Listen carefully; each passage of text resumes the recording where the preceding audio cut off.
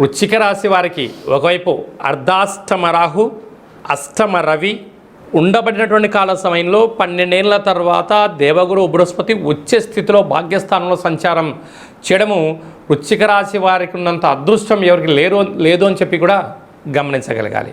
వృశ్చిక రాశిలో ఏ నక్షత్రాలు వస్తాయి అనగా విశాఖ నక్షత్రంలో చివరి పదమైనటువంటి 4వ పాదము, అనురాధ నక్షత్రంలో 4 పాదాలు, జ్యేష్ఠ నక్షత్రంలోని 4 పాదాలు కలిపితే వృశ్చిక రాశి. రాశాధిపతి కుజ భగవానుడు. వీరికి అర్ధాష్టమ రాహు కనుక దయచేసి అసత్యానికి ఆడంబరాలకు దయచేసి తావివ్వద్దు.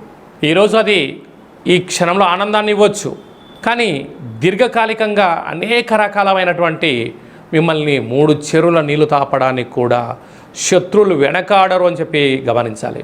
వృశ్చిక రాశి జాతకులకు శత్రువులు ఎక్కడో ఉండరు, మీ పక్కలోనే ఉంటారు, మీ ఇంట్లోనే ఉంటారు.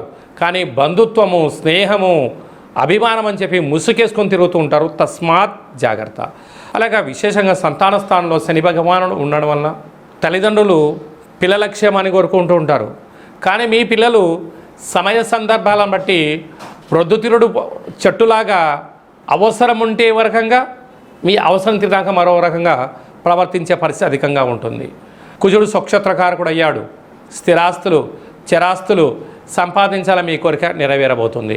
అలాగే అష్టమంలో బుధాదిత్య రాజయోగం, ఆత్మకారకుడు రవి అష్టమంలో ఏడాది తర్వాత సంచరిస్తున్నారు. కనుక ఇలాంటి కాల సమయంలో మీ జన్మ నక్షత్రం రోజున అష్టమి తిథి యందున, పూర్ణిమ తిథి యందున నిప్పుతో, నీటితో, దూరావాయు జల ప్రయాణాలతో, ప్రభుత్వపధికారులతో తస్మాత్ జాగ్రత్త అని చెప్పి జ్యోతిర్విజ్ఞానం తెలియచేస్తుంది.